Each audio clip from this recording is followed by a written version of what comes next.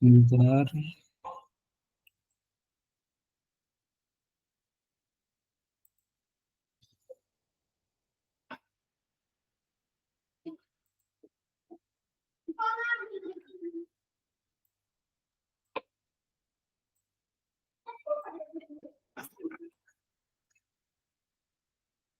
Hmm.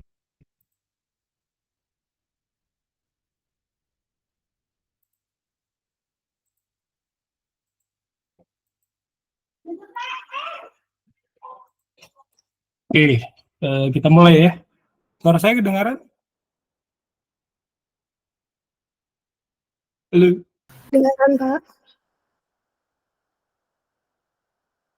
Oke, saya mulai ya. Selamat malam ya. Selamat malam, salam sejahtera untuk kita semua. Assalamualaikum warahmatullahi wabarakatuh. Waalaikumsalam. Kita udah ini ya, udah ada berapa pertemuan ya, nggak menyelenggarakan kelas yang teknik MK, teknik penulisan ilmiah dan presentasi. Karena kemarin sebelum Ramadan ya, sebelum Lebaran itu kita udah cukup 4 pertemuan ya untuk materi kelas MK ini. Jadi hari ini mau saya kasih 2 materi ya. Jadi nanti kalian konsep perkuliahannya saya kasih materinya dulu. Lalu nanti kalian mengerjain tugasnya. Tugasnya ini aja kok, sederhana aja. Jadi nanti ada tugasnya berdasarkan 4 dan ditambah 2 ini ya, pertemuan yang udah kita lalui ya. Jadi apa saja yang udah dilalui itu nanti dipelajari kembali ya. Nanti ada tugasnya, terus nanti dilanjutkan lagi di beberapa ini ya, beberapa pertemuan ke depan untuk materinya.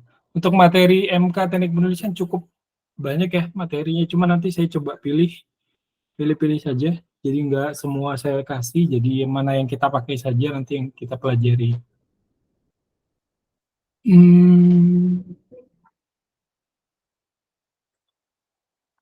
Jadi hari ini kita ini ya, terkait plagiasi ya. Kemarin kita udah, kemarin terakhir kita sampai mana ya? Sampai ke Mendeley atau lebih ya?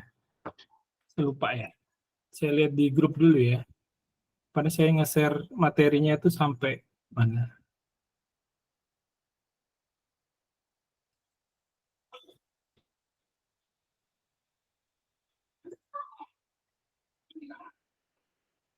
Sampai Mendeley ya, terakhir ya. Oke, jadi sekarang ini tentang plagiarisme ya. Jadi kalau orang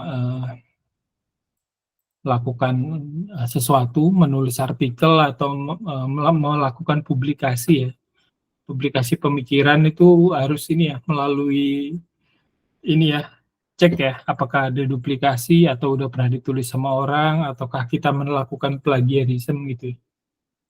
Jadi sebenarnya ada beberapa macam tools ya yang bisa kalian pelajari atau kalian dapatkan gitu ya secara gratis. Tapi yang sering dipakai oleh akademisi itu adalah Turnitin ya.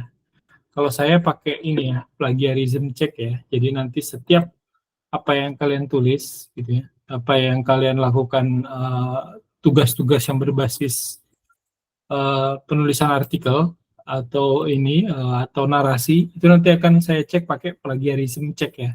Jadi saya punya softwarenya ini berlangganan ya. Jadi berlangganan softwarenya ini beli sekali ya. Nah, beli sekali nanti itu udah tinggal update saja setiap tahun gitu ya.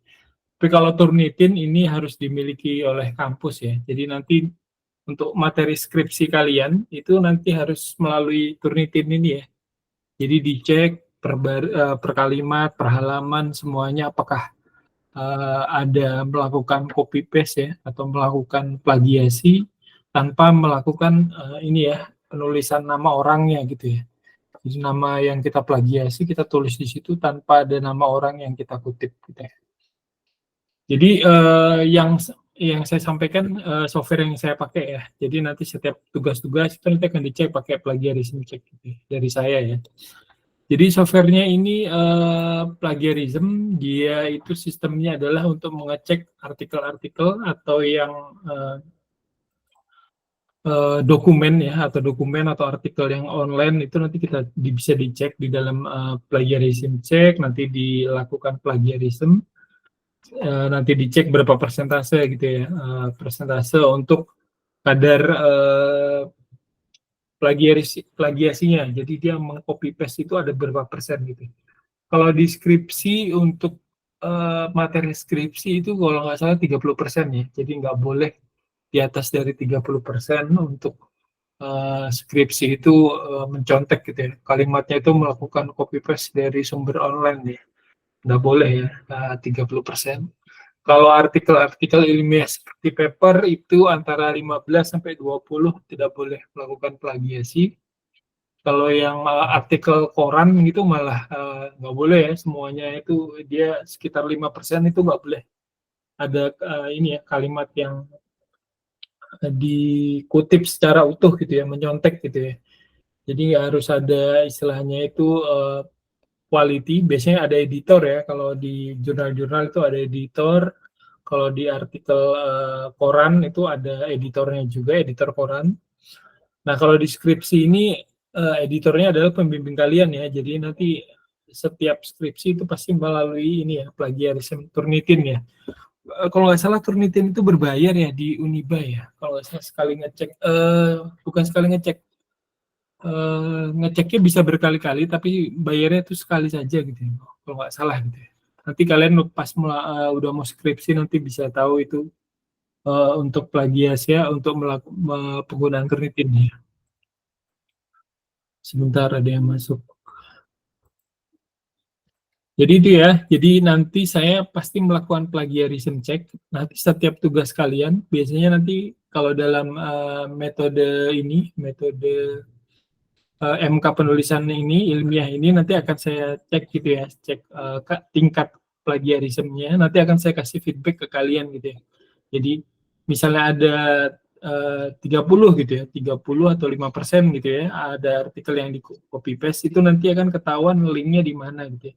Jadi nanti link itu kalian ngambilnya dari mana itu bisa ketahuan gitu ya, dari software ini gitu ya.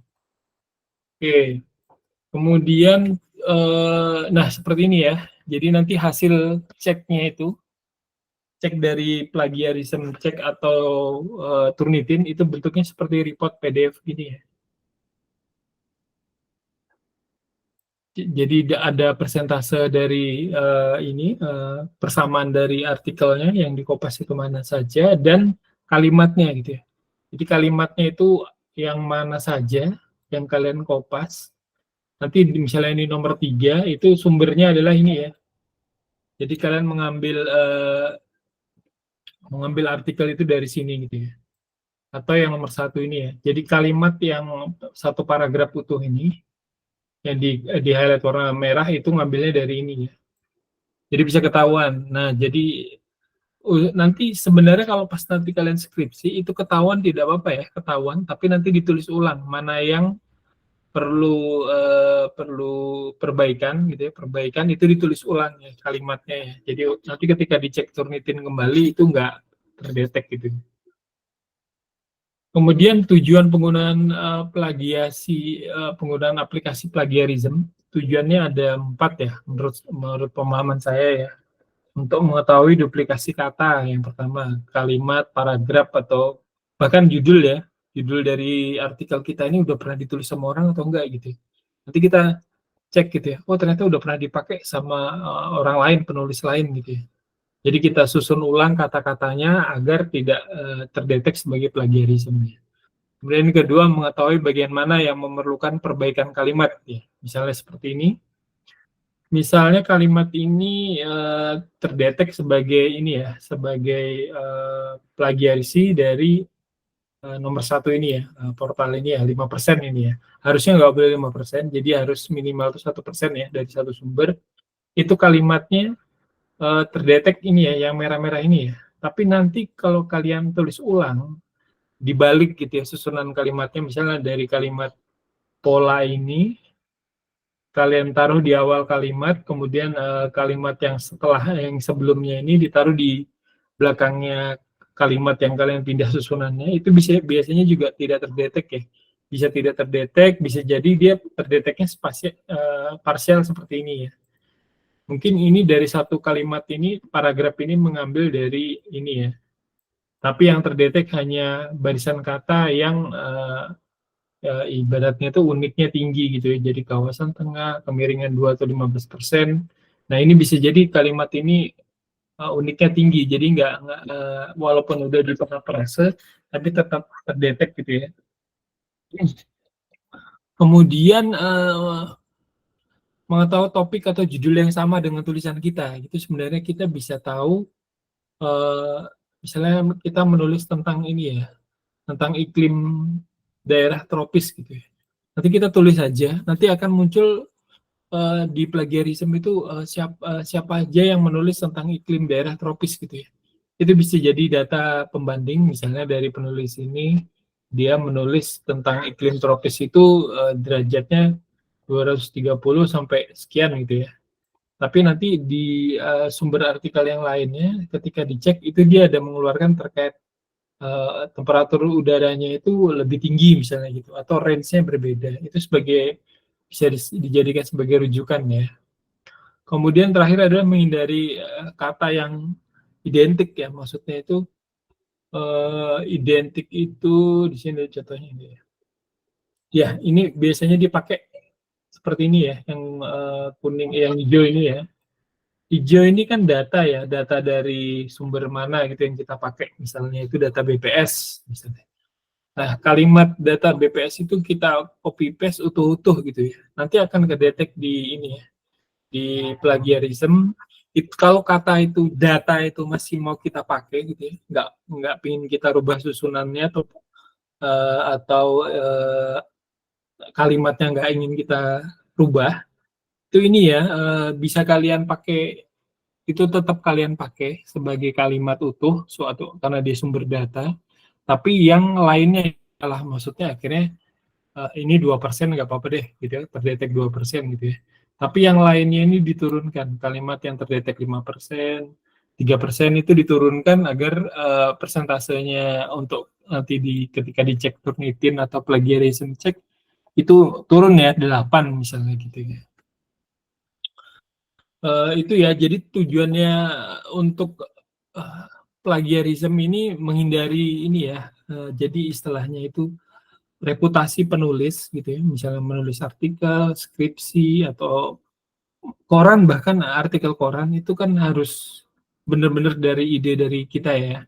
Jadi kalau memang itu melakukan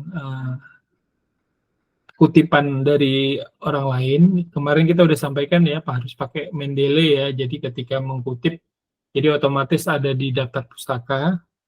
Nah, selain itu ya biar kita ketika nanti 5 tahun atau 3 tahun kemudian itu nggak dianggap plagiasi ya, ketika ada concern terkait artikel kita. Ketika artikel kita itu diterbitkan, mungkin yang baca sedikit gitu ya, tapi nanti ketika ada isu yang relevan dan bisa jadi apa bacaan orang banyak, itu nanti akan dikutip siapa yang menulis duluan gitu. Jangan sampai kita menjadi menyontoh gitu ya, menyontoh tanpa melakukan ini ya, sumber kutipan. Jadi menghindari kita sebagai akademisi atau mahasiswa kah, dosen kah, itu menghindari ini ya, menjiplak lah istilahnya. Memudahnya itu menjiplak. Gitu. Oke, ini untuk ini ya plagiarism check ya. Jadi saya menjelaskan terkait teknik penulisan ilmiah itu ada toolsnya untuk mengecek bagaimana kalian itu benar-benar menulis dari pemikiran kalian sendiri ataukah itu melakukan copy paste ya atau plagiasi. Jadi ada tools yang untuk mengetahui penulis ini menjiplak ataukah pemikirannya sendiri gitu ya. Jadi kita menulis itu harus hati-hati. Jadi ketika menulis tugas atau menulis skripsi itu harus hati-hati. Jadi bisa jadi itu nanti kena plagiarism check atau Turnitin. Kalau di saya nanti tugasnya semua nanti akan dicek ini ya, pakai plagiarisme ya untuk yang MK penulisan ilmiah dan presentasi sama metode penelitian ya. Metode penelitian arsitektur ya di kelas ini mungkin di semester depan. Oke, untuk materi yang pertama diskusi dulu ya. Apa yang mau didiskusikan ya? Kalau Turnitin kayaknya Abigail kemarin sudah pernah melakukan ini ya, melakukan cek Turnitin ya. Mungkin yang lainnya kalau mau diskusi.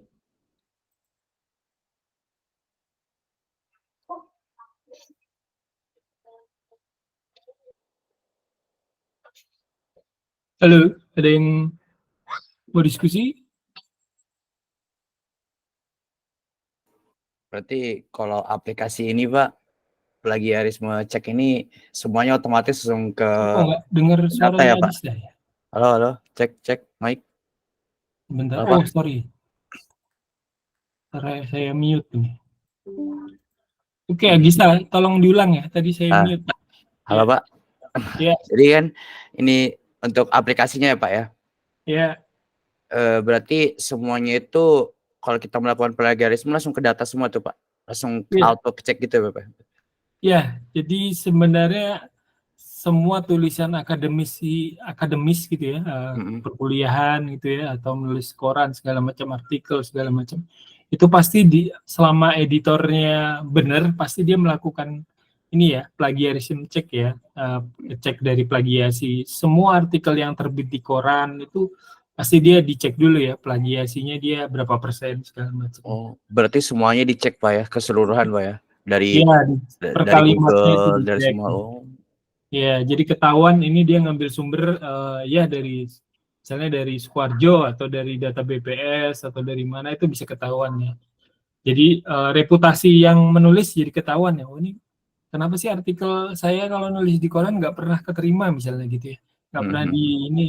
Nah bisa jadi editornya nggak jawab ini artikel Anda plagiasinya tinggi gitu, tapi dia bilang mana ditolak gitu aja, kita ditolak aja, tapi nggak pernah dikasih tahu kalau dia ngecek pakai plagiarisme, cek anunya apa plagiasinya tinggi gitu ya. Itu aja sih Pak. Ya, ada lagi.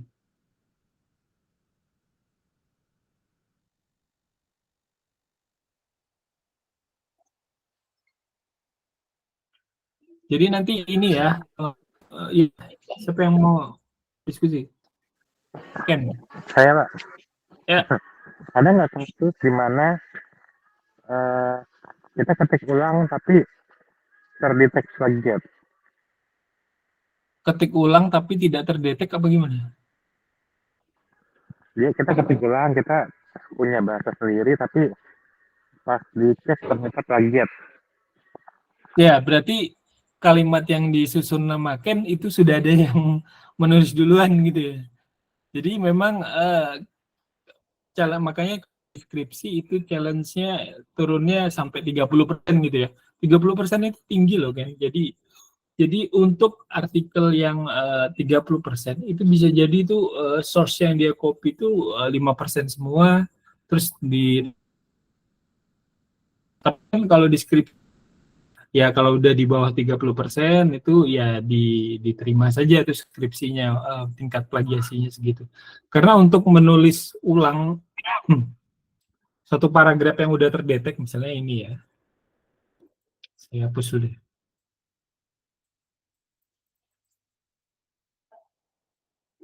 Nah misalnya untuk menulis ulang paragraf ini itu pun juga perlu ini ya, perlu skill ya. Bisa jadi nanti mana kalimat mana dulu yang kita taruh di awal kalimat, terus mana kalimat data mana yang mau kita taruh di belakang, itu kan tinggal di otak-atik gitu ya. Makanya nanti kalau di Turnitin itu nggak cuma sekali cek Turnitin udah lolos 30, biasanya itu bisa sampai 10 kali gitu ya. Nanti kalau udah jadi skripsinya gitu nanti udah 10 kali cek kok masih kena 30% ya. Ya udah, tapi kan kita ada kalimat mana yang kedetek ya.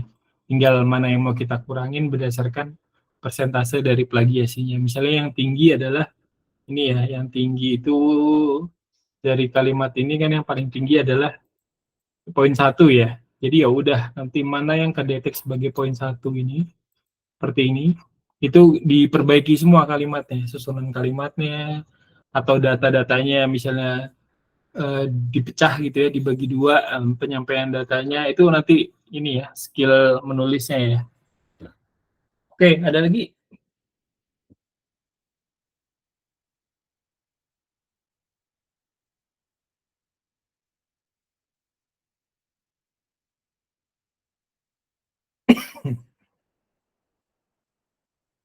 Ada yang mau diskusi? Kalau tidak ada, saya sampaikan materi yang kedua ya, sama latihan tugasnya nanti. Gak ada ya? Oke, jadi kalian udah paham ya, jadi apa yang kalian tulis itu ibaratnya kalau menulis itu pasti dibaca orang gitu ya. Apalagi sekarang kalau menulis itu diterbitkan di jurnal atau sekarang kan skripsi juga diterbitkan di jurnal ya, jurnal online ya, jadi bisa dibaca sama semua orang ya. Jadi tolong diingat prinsip-prinsip terkait plagiasi, terkait citasi yang kemarin udah kita sampaikan ya. Jadi kalau mengutip data dari orang lain tuh harus melakukan pakai Mendeley, jadi ada nama orangnya siapa, tahun berapa, kemudian di daftar pustaka muncul gitu ya. Itu yang pertama. Kemudian prinsip untuk menghindari ini ya, plagiasi ya. Jadi seminimal mungkin kita itu terdetek sebagai plagiarisme gitu ya. Karena nanti kalau udah terbit secara online, itu nanti akan arsipnya akan tersusun ini ya, berdasarkan waktu terbitnya ya. Misalnya nanti kita terbitnya 2024, ternyata di 2022 sampai 2021 itu sudah ada tuh penelitian atau tulisan yang relevan nama kita gitu ya. Terus kita mengkutip tapi kita nggak melakukan ini ya, pencatutan nama ya, nanti akan jadi ini ya. Jadi tolong diingat, jadi prinsip-prinsip untuk menulis itu wajib ya kita pahami. Oke, kemudian nanti ini ya, jadi di semester ini mungkin nanti relevannya sama menulis ilmiah ini ya.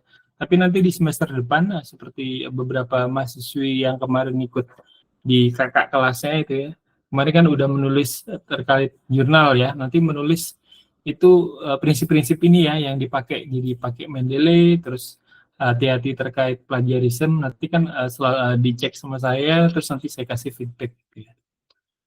Oke, saya coba ini ya, kasih materi yang kedua ya.